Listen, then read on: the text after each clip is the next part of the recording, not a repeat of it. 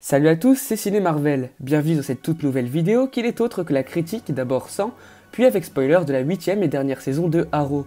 Pour ceux qui ne connaîtraient pas cette série, il s'agit d'un show télévisé sur un super-héros de chez DC Comics, à savoir Green Arrow. Pour vous faire part de mon avis général, je dirais que cette saison est satisfaisante, sans être excellente ou mauvaise. Pour vous donner un ordre d'idée, je la trouve supérieure aux saisons 4, 6 et 7, qui sont très mauvaises, et inférieure aux 3 premières saisons ainsi qu'à la 5ème, qui sont pour moi très bonnes. Le scénario de cette ultime saison est très simple et ne sert presque finalement qu'à préparer le crossover très ambitieux du Arrowverse, intitulé Crisis on Infinite Earths. Nous reviendrons d'ailleurs rapidement sur celui-ci dans la partie avec spoiler. Bref, pour revenir à l'histoire de cette saison 8, il s'agit tout simplement du Monitor, le gardien du multivers, qui charge Oliver de plusieurs missions afin de le préparer à la crise. Bien que sur le papier ça ait l'air intéressant, je trouve que les missions ne sont pas toutes intéressantes et surfent principalement sur la nostalgie. En effet, les épisodes se déroulant chronologiquement avant la Crisis marquent le retour de certains personnages très connus de l'univers. On peut constater aussi une forme de symétrie entre les épisodes de la saison 8 avec les autres saisons. Par exemple, le premier épisode rappelle beaucoup la première saison, l'épisode 3 la troisième, l'épisode 4 la deuxième, et ainsi de suite. Tout comme les 7 autres saisons, il y a une intrigue principale par épisode, tous reliés par un fil conducteur. C'est le cas des 7 premiers épisodes qui préparent à la Crisis, tandis que cette dernière prend place dans le 8ème épisode. L'ultime épisode, le 10ème, est quant à lui un peu à part, tout comme le 9ème. En effet, ce dernier nous tease une potentielle future série sur les Canaries, à savoir Laurel, Dina et Mia. Même si ce pilote est plutôt satisfaisant, j'ai peur que cette potentielle série soit un peu répétitive vis-à-vis des événements prenant place à Star City en 2040. Au niveau de la mise en scène, il n'y a pas grand chose à dire, elle fait le taf sans non plus être exceptionnelle. Mon plus gros reproche va sur les costumes, ils font selon moi très kitsch et série à petit budget. Pourtant, lors des 3 premières saisons, les costumes étaient beaucoup plus réalistes et réussis. Les combats font eux aussi très chorégraphiés et enlèvent le côté réaliste de la série. On voit bien que les coups sont millimétrés et qu'ils n'ont pas de réel impact, ce qui est vraiment très dommage. De plus, les combats sont très souvent surcutés, ce qui nous donne du mal à les suivre et à s'engager pleinement dedans. Autre chose qui ne va pas, les effets spéciaux. Ils sont pour la plupart assez moches, mais là où ça fait le plus mal, c'est lors de la Crisis on Infinite Earths. En effet, ils sont très souvent sollicités et sont presque tous dégueulasses. Et je pèse mes mots. Malheureusement, le petit budget de la CW se fait un peu trop ressentir. Le rythme des épisodes est lui aussi inégal. Selon moi, il y a beaucoup trop de scènes de discussion, ce qui peut nous faire sortir de l'intrigue principale.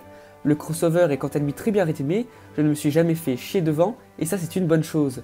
Pour finir sur la mise en scène, la musique se fait assez discrète bien que le thème principal de la série fonctionne toujours aussi bien. Le plus gros point fort de la saison, et de la série tout court d'ailleurs, c'est certainement son casting. Même si beaucoup d'acteurs en font trop, comme Katy Cassidy ou Catherine McNamara, David Ramsey est très touchant et convaincant, et Stephen Amell est toujours aussi impérial dans le rôle principal. Pour conclure, cette 8ème et dernière saison de la série Arrow possède énormément de défauts, notamment au niveau de sa mise en scène, mais on peut relever certaines qualités comme la performance des acteurs et le scénario assez captivant de la saison, bien qu'il ne soit pas super intéressant. Bref, ce n'est ni bon ni mauvais, mais ça remonte bien le niveau de la série après plusieurs saisons catastrophiques. C'est tout ce que je pouvais dire sur la 8ème saison de Arrow sans spoiler. Si vous n'avez pas vu la série et que vous ne voulez pas en savoir plus, je vous invite à quitter la vidéo, après l'avoir bien sûr liké, commenté et partagé, sans oublier de vous abonner à la chaîne. Pour ceux qui sont restés, la partie spoiler commence maintenant. Dans cette partie avec spoiler, on va prendre la saison épisode par épisode, en nous attardant sur les retours de personnages que l'on peut remarquer, mais aussi à quelle saison l'épisode fait référence. Dans le premier épisode, la mission d'Oliver se situe sur la Terre 2. Elle consiste à récupérer, il me semble, des particules d'étoiles naines. Dans les personnages que l'on peut voir dans cet épisode, il y a bien sûr Adrian Chase, qui prend le rôle de Green Arrow sur la Terre 2, et ça j'ai trouvé que c'était vraiment cool. On peut aussi noter la présence de Tommy Merlyn, qui est mort dans la première saison de la série, son père Malcolm Merlyn, qui est mort dans la saison 5, et la mère d'Oliver, à savoir Moira Queen, qui est elle morte dans la saison 2 tuée par Slade Wilson. Cet épisode fait donc référence à la première saison, car Tommy Merlyn campe l'Archer Noir, qui était interprété par Malcolm Merlyn dans la première saison, mais aussi à la saison 5, puisqu'on peut noter le retour d'Adrian Chase, à savoir Prometheus dans la saison 5. La mission d'Oliver dans l'épisode 2 est de livrer un scientifique au Monitor. On peut noter le retour de Katana, et d'ailleurs on essaie de nous faire croire qu'elle va mourir, alors qu'elle s'est pris une épée dans le bide. Elle n'est pas morte du tout et ça je trouve que c'est un petit peu dommage. On peut noter aussi la présence de China White, une des principales antagonistes dans les premières saisons. Bref, vous l'aurez compris, cet épisode 2 fait référence à la saison 2 et à la saison 3 avec la présence de Katana. Dans l'épisode 3, Oliver Queen veut chercher des archives de la Ligue des Assassins. On en profite donc pour faire réapparaître Thea, la petite sœur d'Oliver qui avait disparu après la fin de la saison 6 ou de la 7ème, je ne sais plus trop, donc dites-moi-le dans les commentaires. Évidemment, comment faire un épisode sur la Ligue des Assassins sans nous mettre à l'écran la présence de Talia al Ghul, une des deux filles de Ra's al Ghul, la tête du démon et l'ancien chef de la Ligue des Assassins. Évidemment, avec ce retour, l'épisode fait clairement référence à la saison 3, dans laquelle l'antagoniste principal était Ra's al Ghul, avec toute son armée bien sûr. L'épisode 4 est un petit peu à part puisqu'il n'y a pas vraiment de mission. Mia et ses acolytes vont venir dans le présent et va ainsi rencontrer son père pour lutter ensemble contre l'arrivée de Deathstroke. Donc ça fait clairement référence à la saison 2 dans laquelle Slade Wilson était l'antagoniste principal et n'arrêtait pas de tourmenter le héros. La mission du 5e épisode est de récupérer des plans mis au point par un ennemi de la Bratva pour lutter contre le Monitor. On peut noter la présence d'Anatoly Kniazev, un ami qu'Oliver a rencontré dans la saison 4. J'ai beaucoup aimé l'épisode 6 dans lequel le Monitor essayait de tester Oliver Queen en l'enfermant dans une boucle temporelle, et j'ai beaucoup aimé puisque c'était assez différent de ce qu'on avait eu l'habitude de voir dans Arrow. On notait par exemple le retour de Quentin Lance qu'Oliver essayait de protéger au début, mais qui a par la suite compris qu'il fallait le laisser mourir. Dans l'épisode 7, Oliver a pour mission de construire une arme pour le Monitor, après être sorti de la boucle temporelle en ayant laissé Quentin Lance mourir. On a ainsi le retour de Yao Fei, un des premiers hommes qu'on voit dans la première saison, puisque c'est lui qui a entraîné Oliver et l'a appris à vivre seul dans la nature. Mais qui dit retour de Yao Fei marque aussi le retour de Edward Fires et l'ancien Deathstroke, son acolyte, deux antagonistes de la première saison sur l'île de Lian Yu.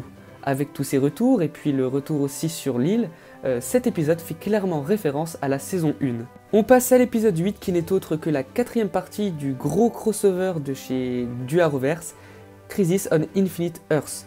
On va en parler très brièvement puisque j'ai l'intention d'en faire une vidéo, enfin dites-moi si ça vous intéresse ou pas dans les commentaires.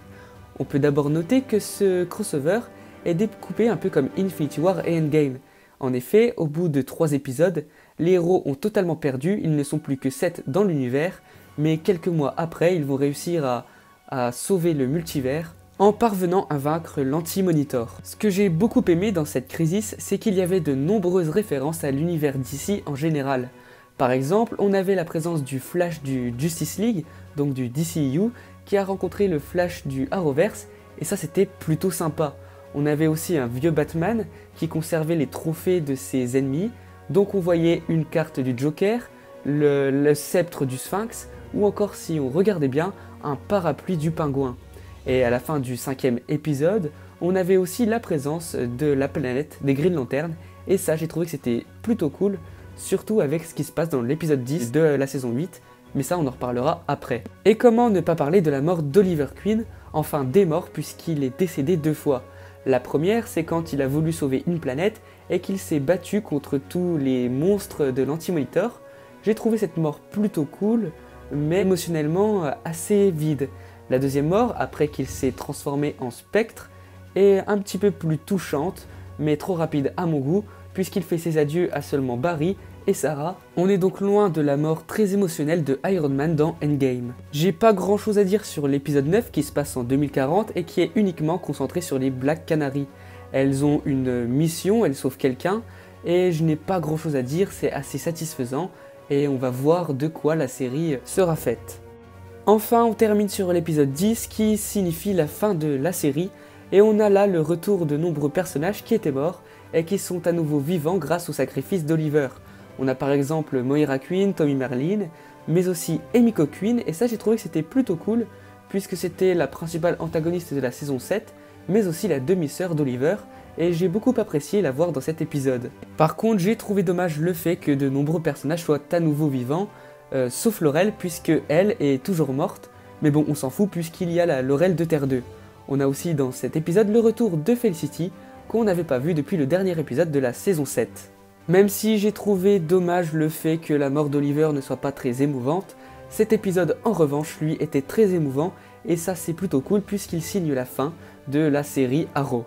Enfin, dernière chose dont il faut qu'on parle, le futur de Deagle. En effet, il y a une météorite qui s'écrase sur Terre, Deagle ouvre une boîte, celle qui s'est crachée sur cette planète, et alors on voit une lumière verte s'illuminer sur le visage de Deagle, et tout le monde pense qu'il deviendra Green Lantern, et j'en suis persuadé aussi, mais à voir comment cela sera traité, s'il y aura une série sur lui.